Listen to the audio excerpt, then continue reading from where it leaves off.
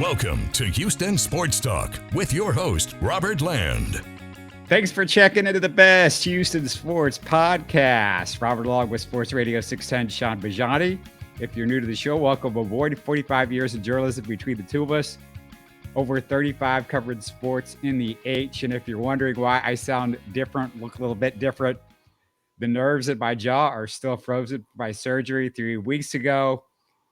Shaun, you know I have a bunch of Texans, Astros, and Rockets to catch up on, but I could tell you my recovery, it feels about as slow as McCullers and Brantley right now, to be honest with you.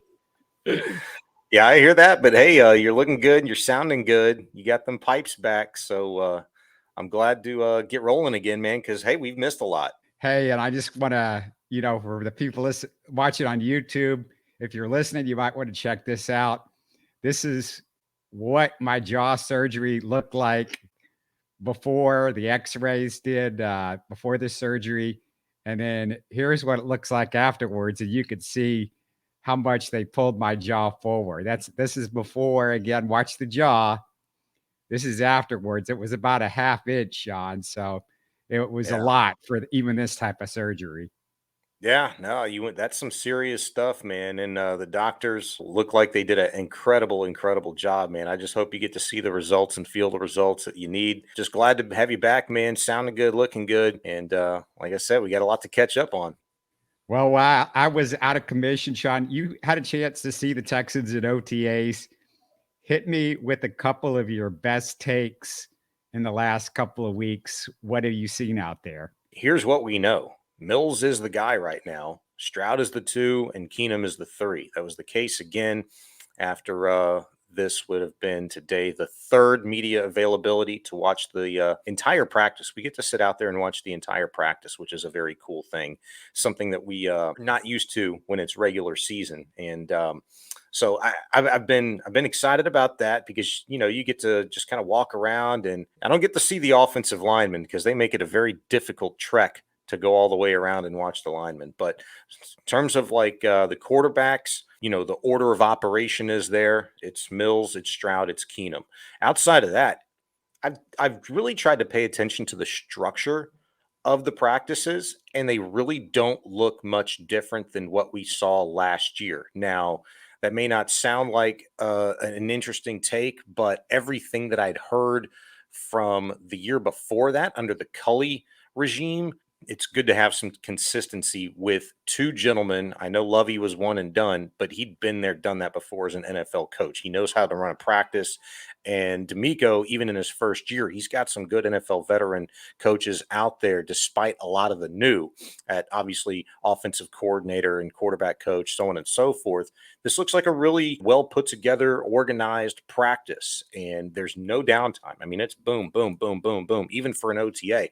One thing that I will say, when I first went out there last week, I missed the first media availability, but I went to the second one.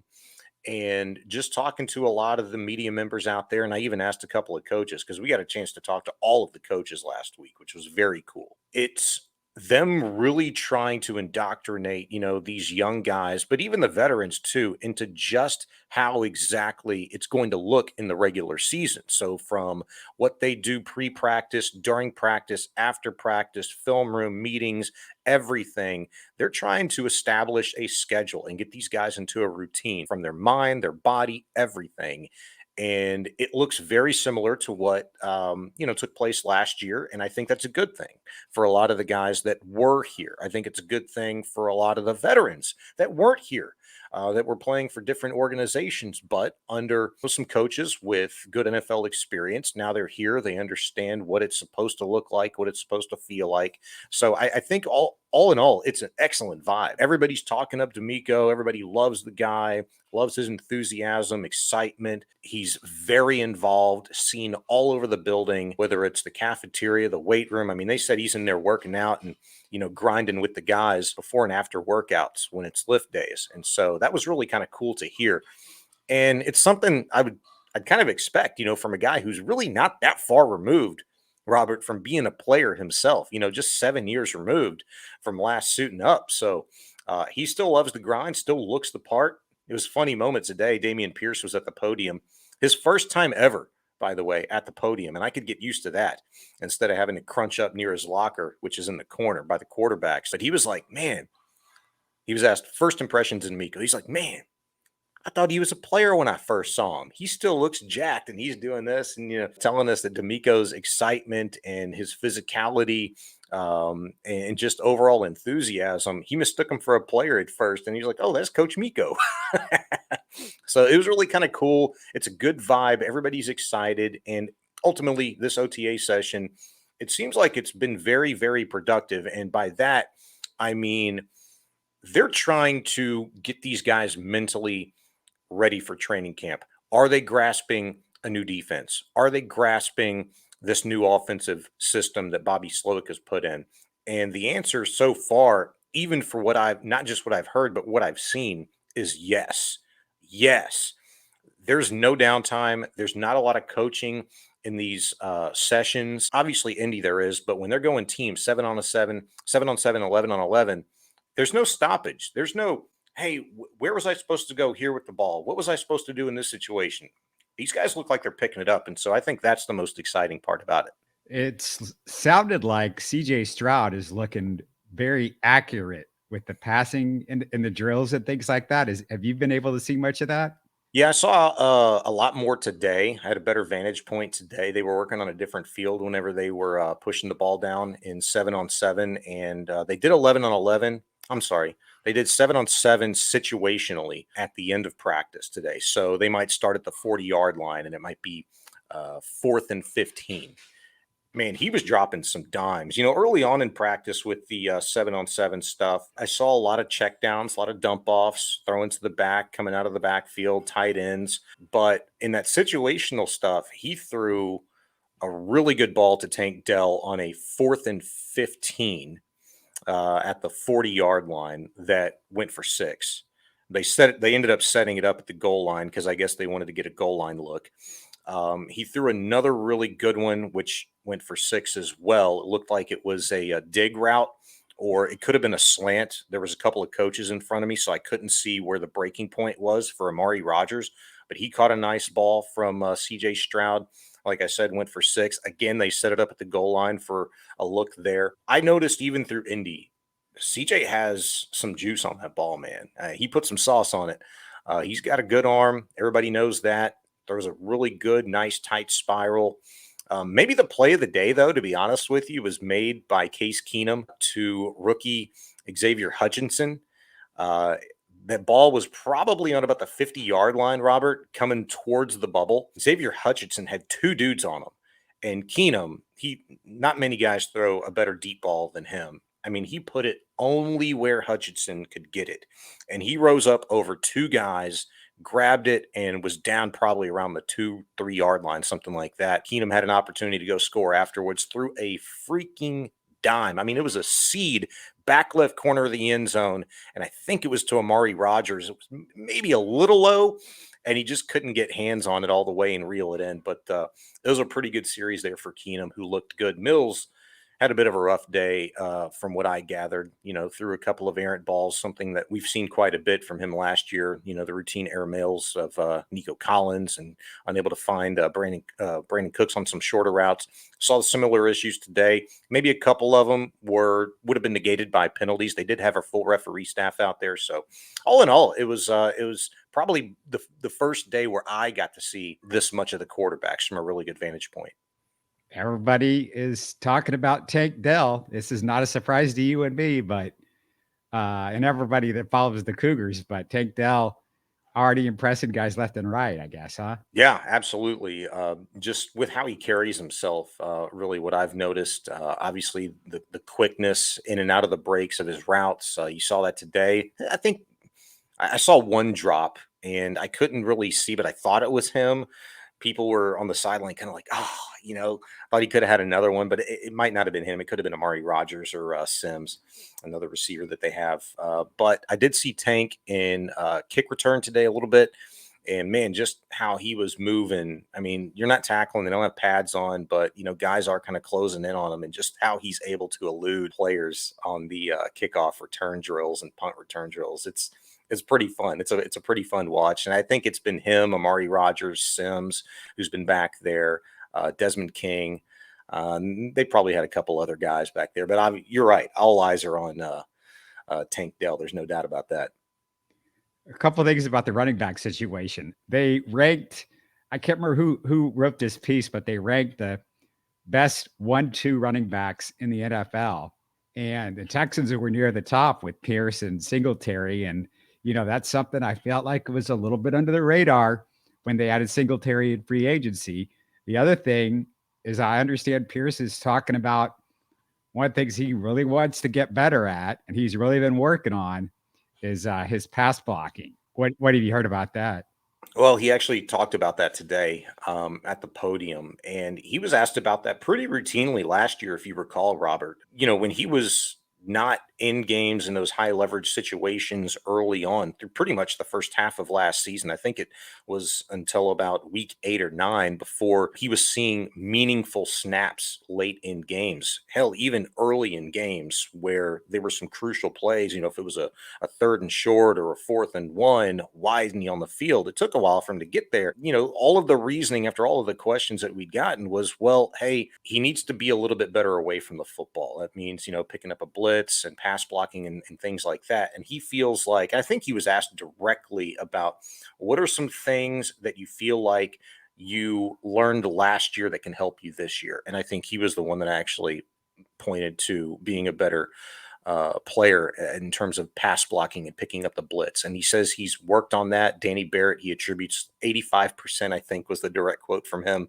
That's his running back coach, in terms of how much he's helped, how much he's grown in that position, in those assignments and responsibilities. And look, a lot is going to be asked of these running backs: picking up the blitz, pass blocking, being catchers out of the backfield, obviously running the football, much to what is asked of a tight end in this type of, Kubiak, Shanahan, now Slowick system. You got to be versatile. You got to be able to do everything really, really well. If you're a tight end, running back, those things fall on you. But it was all positive. I mean, Damien, he's always in a really great mood, but everything that I've heard about him, and I talked to Danny Barrett one-on-one last week, and Barrett just said, man, it's almost night and day. And I'm paraphrasing when I say this, but it was almost night and day from Damien Pierce last year coming in as a rookie to now. Like, he's in way better shape, and Barrett attributed that to him being way fresher mentally.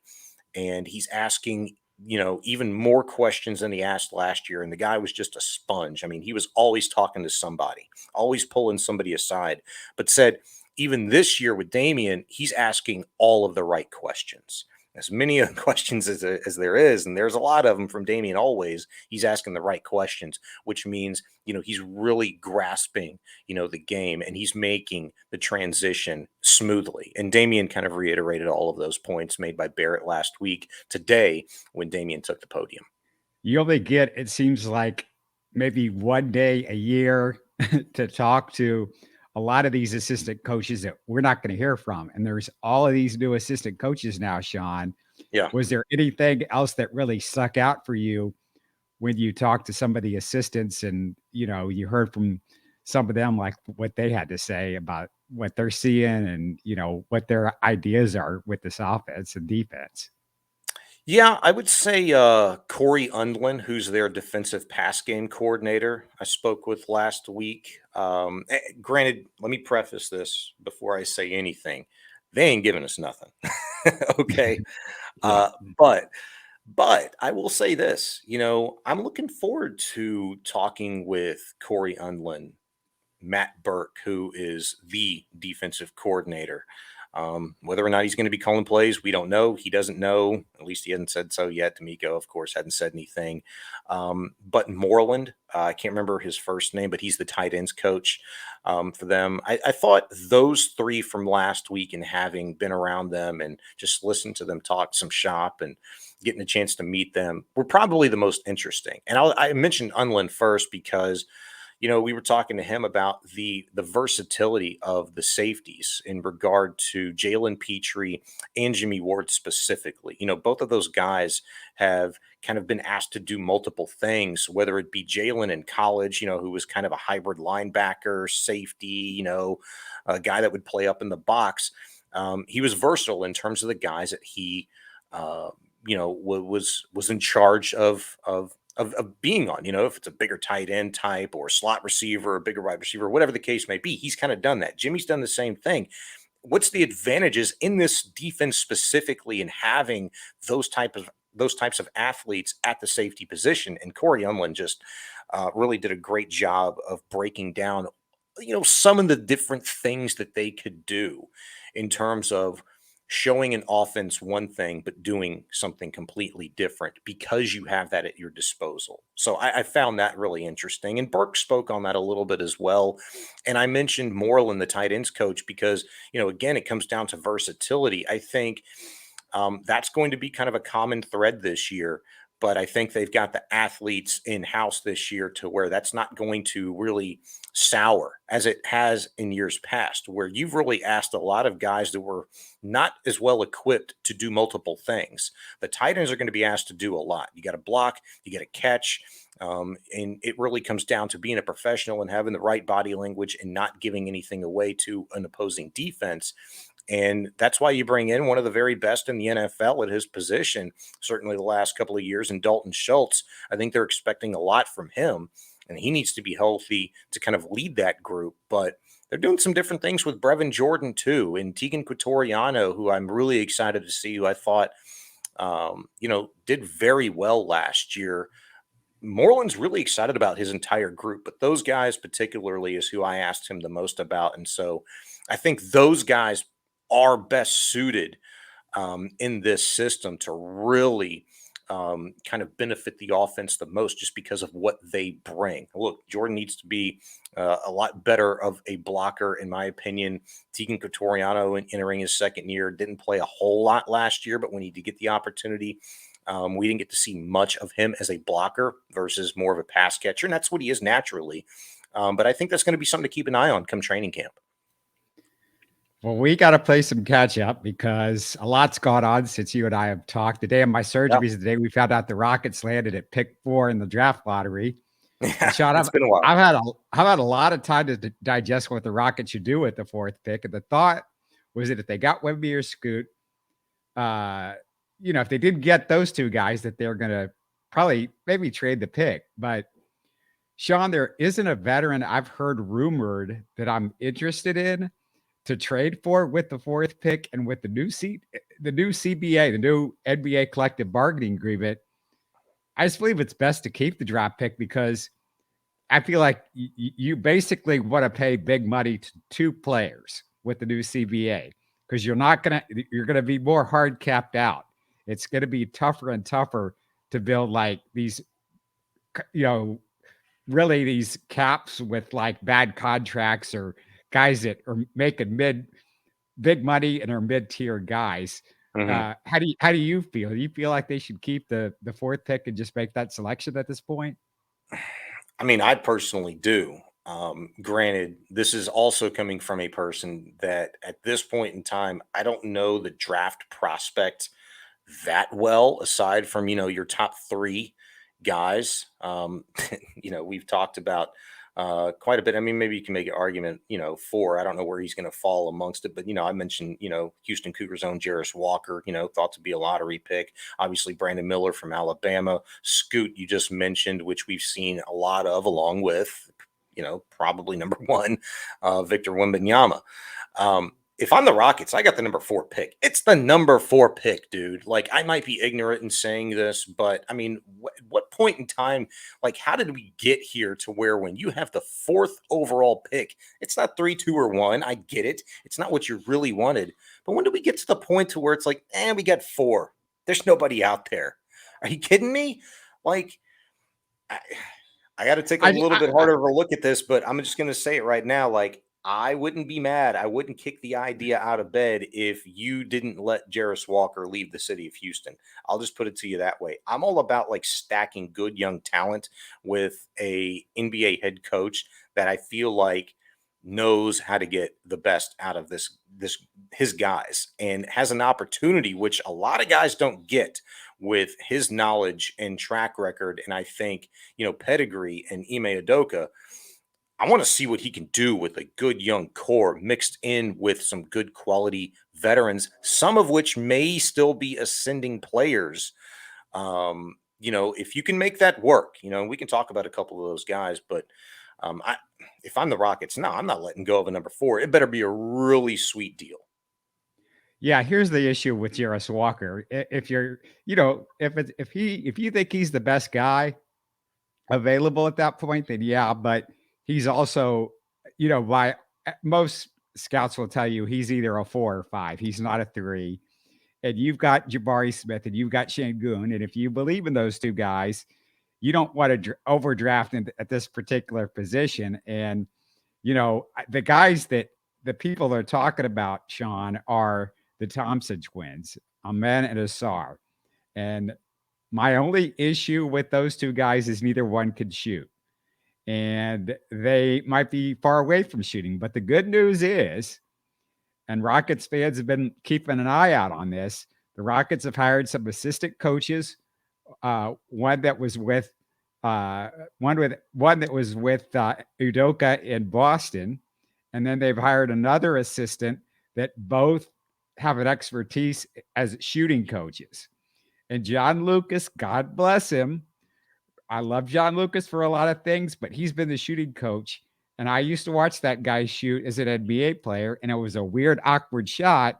And I'm like, I don't know if I really like John Lucas as our made shooting coach, but they've got a couple of guys that might be able to help the Rockets out in that, and which makes a lot of sense with some of the guys that they've got on the roster that need to shoot better, because the Rockets were a bad shooting team. They're a terrible shooting team. Honestly, they didn't make any space for Jalen Green. That was a big problem. And Amen Thompson specifically, you talk about a guy that's his one flaw, because he can, he's a big athlete, can play defense, 6'7", 7-foot wingspan. Both of those guys are about, equal, identical twins. But also, Ahmed Thompson can really pass the ball. Like if you look at some of his passes, they're amazing. Now he might need to learn to be a point guard.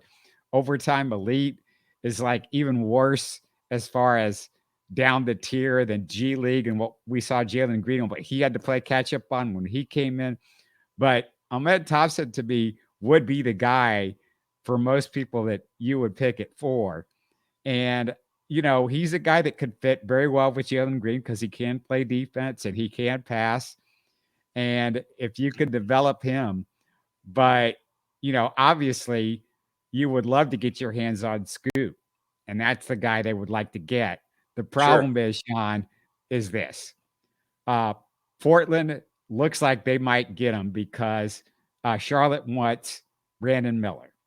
So they only trade, I think, if they get an all-star caliber veteran player, because they're trying to win now with Dame Lillard. So it's going to be difficult. You would have to pull off some 3-team to move up to get Scoot. Scoot would be the ideal for me, and I think a lot of people, for the Rockets, because he's more like the prototypical point guard. And he's not a great 3-point shooter at this point, but, the shot's there. He's a good mid-range guy. So I really think the Rockets, if they draft Thompson, I'm okay with that. I just feel like you're going to have to go get a veteran point guard while you wait to develop, because Thompson's going to take 3 or 4 years. It's just, he's a project. That's plain and simple. Yeah, and maybe that veteran point guard is a guy like VanVleet, who you and I talked about, earlier before we came on. I'll say this real quick about shooting.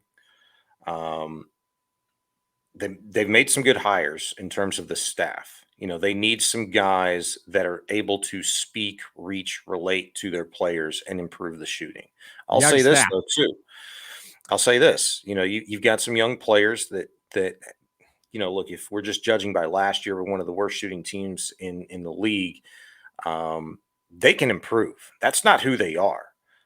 Especially when you put them in a system that is better suited to fit maybe their skill set or get them some different looks, right? So I don't want to, say anything that is, solidified like in my analysis of like, well, this guy can't shoot, that guy can't shoot, Jalen's never going to be a great shooter or whatever. Now I want to see what this system looks like under Udoka and what kind of position he's able to put some of these younger guys in. Maybe they're able to improve and become pretty good.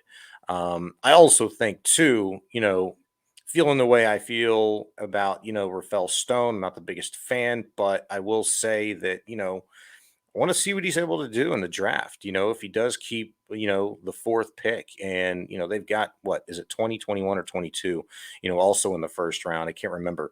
20. 20, I want to see what he does with the 4th and 20th pick, because he's done pretty well in the draft. Like, you've got some really good, talented players that he's been able to find, in the first or second round. So if they're able to find somebody, develop them, over the course of the next couple of years while they're, an ascending franchise and winning more ball games, I want to see what they can do. And I think the real telltale is going to be what they're able to do in free agency. What sort of group they're able to put together, the veterans.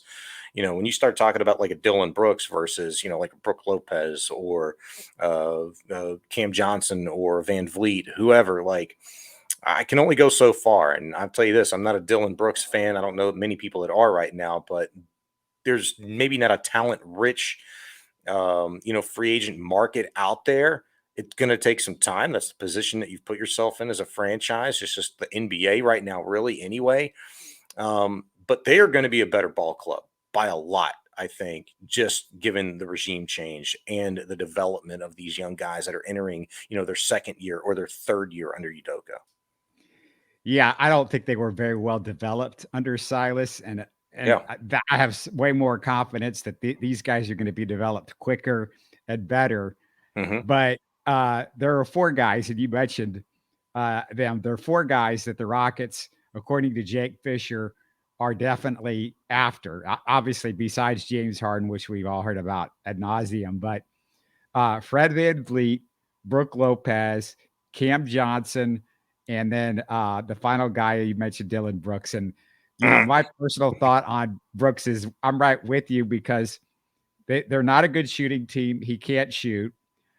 He's a guy that's kind of out of control, and you're bringing him to a team that's not loaded, at least right now, with a bunch of veterans. Now, if they add a bunch of veterans around him, but I don't know how many you can add, and there's just not that culture that you've developed here, Right. where somebody could tell Dillon Brooks, stop doing stupid stuff, because that's what you're going to have to do. Now, if they get him real cheap, then, he's got to listen to you because obviously he didn't have much of a market out there, and he's got to listen to what Udoka has to say and get his act together. But I'm just not a Dillon Brooks guy. I just don't want that kind. I don't want to root for that kind of guy.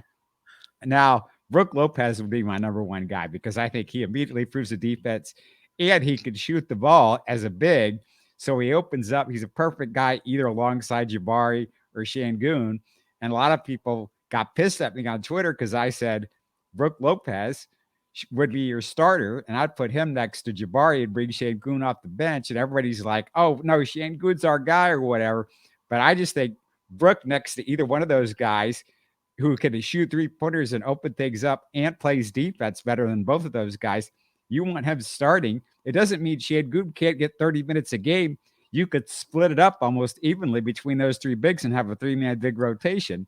Yeah. And it doesn't mean Şengün's can't start down the road, but I love Brook Lopez to bring in to cultural, shooter, defense, everything this team needs. Everything is what you get with Brook Lopez. It'd be a good little change of pace too, and I don't think you have to be married to either or, but mind you, if let's just say Brook Lopez did sign with the Rockets, this would maybe be, I think this would legitimately be the first time that he'd ever come off the bench in his career. Like, I know he's done it. Well, you're saying he's coming off the. I'm saying no. I said No, start. I I'm know you're saying start saying Brook start. I'm Lopez. saying I don't think you have to be married to that or coming off the bench. But I said maybe the bench because, maybe they'd feel like Şengün is in a better position to start alongside Jabari. You don't know how that thing's going to go. But, you're talking about a guy who's going to be entering his 15th or 16th season in the NBA. He's getting a little bit older. How much does he have left in the tank? Maybe he would be more comfortable coming off the bench. Maybe the Rockets think that's where he's better suited, depending on what they think. But either or, I kind of agree with you in terms of just overall development. Maybe he is a guy that starts right away, for this team, and you Yeah, I just don't transition. understand. Sean, I don't understand why a guy that's starting for a championship caliber team would come to Mhm. Houston to come off the bench. And you talk about he's getting older. He was practically top 3 in defensive player of the year last year. And Yeah, that's fair. he's as big a key to that their defense as anybody. If he comes here, to me, he's starting, and then Shane Goon's gotta develop. He's got to be a better shooter. He's got to be better defensively. He's got steps to make. It doesn't mean it's disrespect to Shane Good because you can still give a lot of play because Brook Lopez is older. You don't want to play him 40 minutes a game. You're going to play him Exactly. like 30 minutes a game. Shane Good could play. That could be your 3-man rotation right there. And if there's 3 guys rotating, Sean, that's 32 minutes each guy. Okay. Mhm, 32 mhm. minutes each guy. That's plenty in the NBA in today's NBA.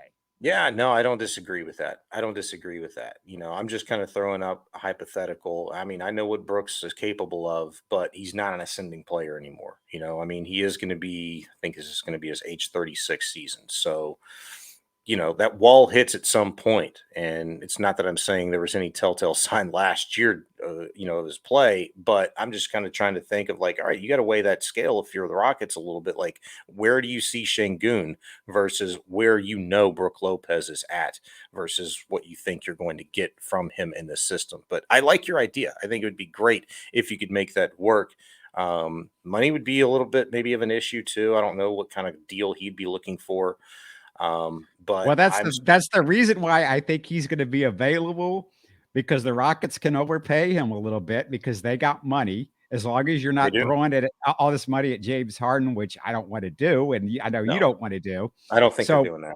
So Brook Lopez, you can overpay him, and Milwaukee's in a little bit of a bind right now because the CBA is going to be coming up, and you could force Milwaukee's hand a little bit by throwing him a little bit of money off the top, maybe in a descending contract, and get them a little bit of trouble as far as that goes. It'd be nice. But the likelihood is he stays in Milwaukee, but I think the Rockets have a legitimate shot at him. And as far as Fred VanVleet's concerned, I mean, I'll take him over Harden in a millisecond as a point guard. And here's the thing, Sean, with Fred VanVleet. He doesn't turn the ball over like some of Mhm. the, weird turnovers that we've seen James Harden have over the years. He plays defense, unlike James Harden. Here's the other thing.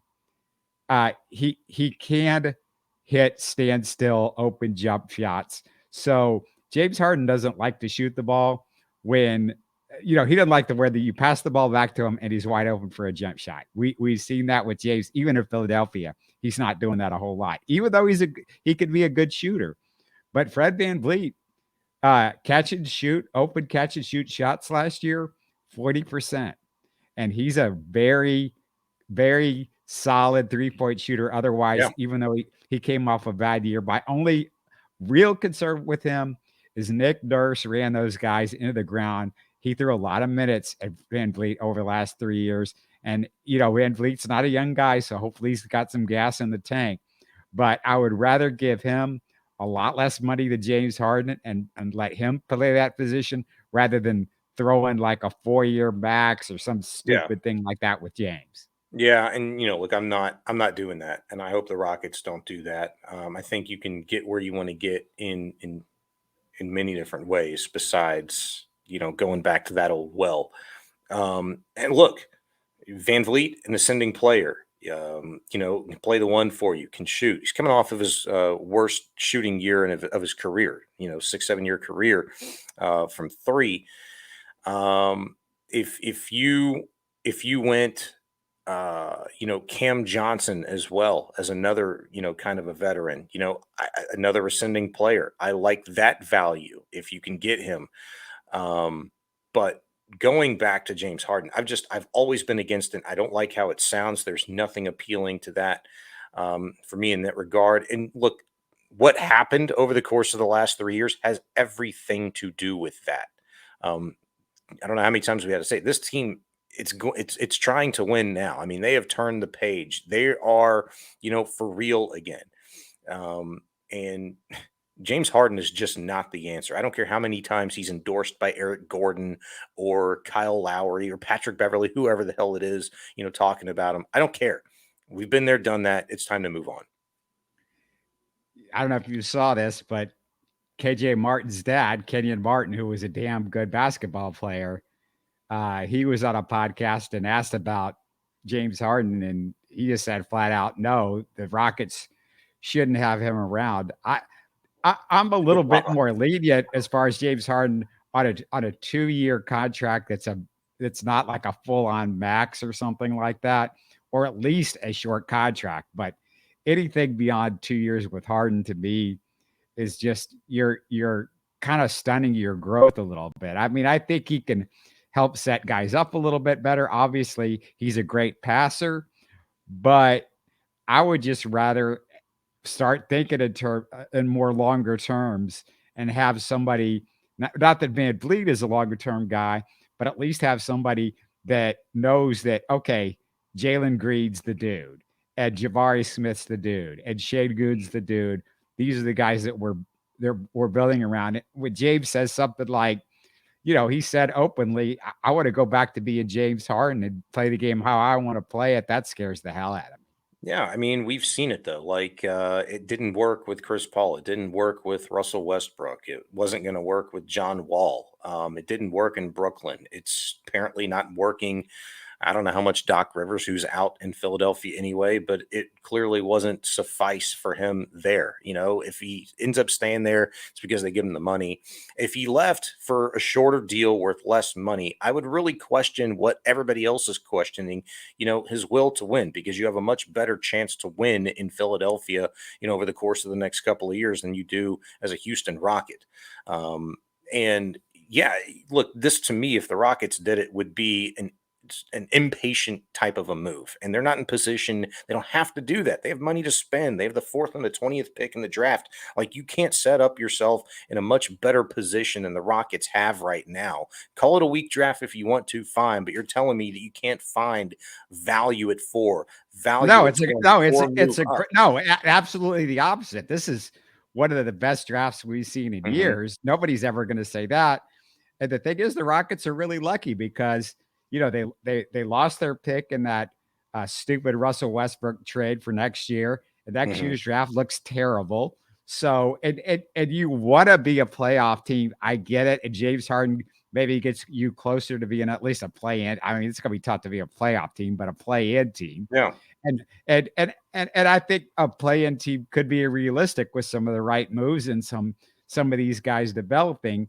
But I think it's scary with the new CBA to cast strap you to a guy. And my deal with James Harden isn't just, I don't think he's like a long-term guy. It's much more than that. This is somebody that is, if you're paying him a lot of money, he's somebody that's starting to get injured. He's getting older, and he's not somebody that we know keeps himself in the best shape.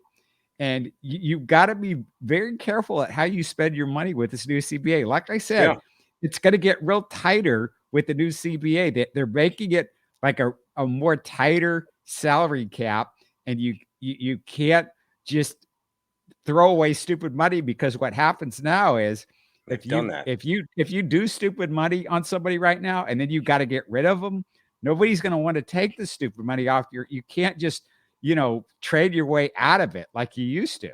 And because teams aren't going to want to, they're not going to want to take on bad contracts as much as you don't want to have them. So to me, the draft picks are just, they're more valuable, and guys that you could get with value contracts.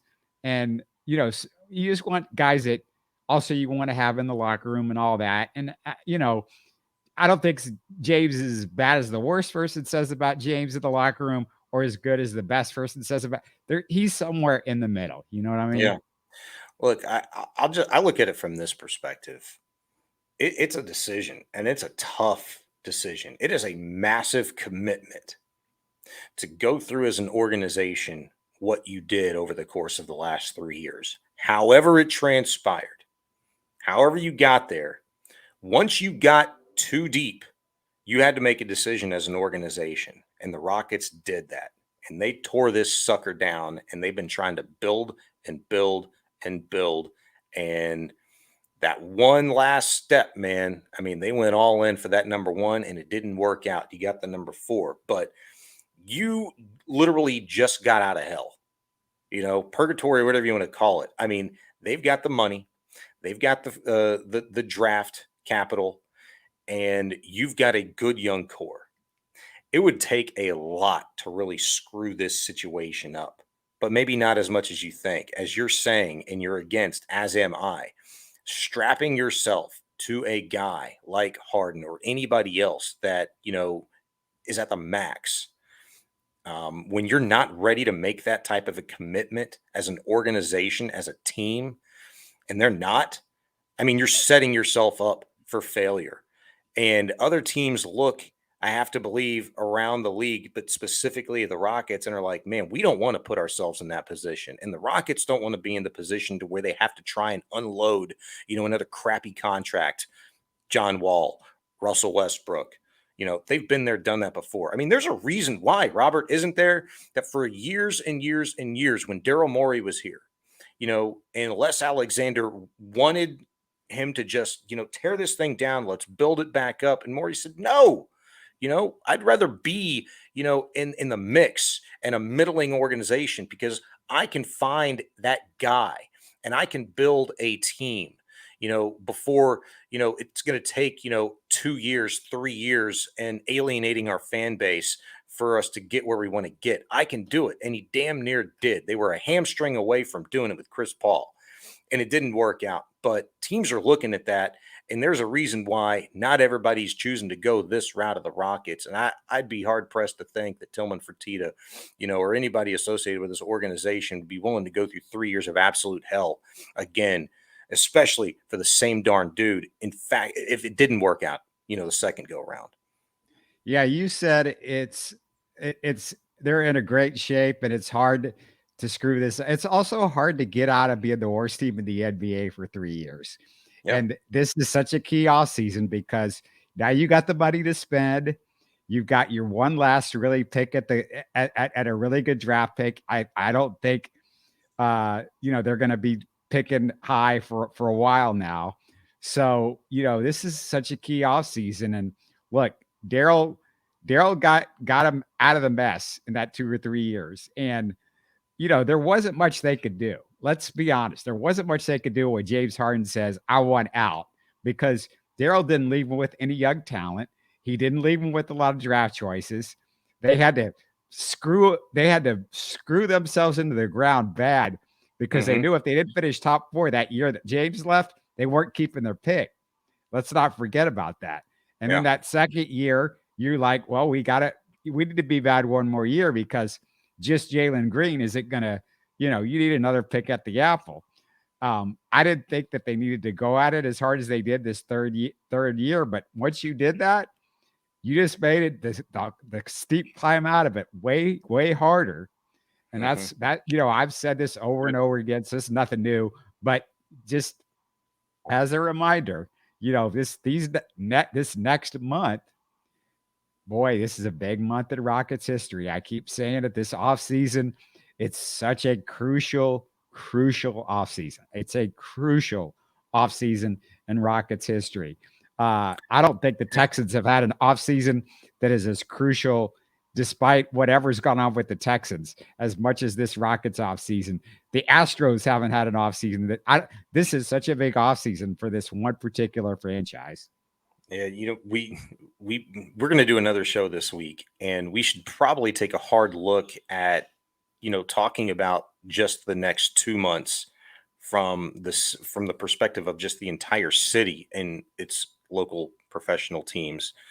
Rockets, Texans, Astros. This is a ginormous next couple of months with, the trade deadline coming up, the draft coming up for the Rockets, free agency, getting underway, the Texans and what they're going to do at quarterback, how well things need to continue to go for an organization that, a lot of it by design, but has alienated a fan base and is kind of getting a lot of people back in right now, doing all the right things, saying all the right things, making some good moves, making good hires.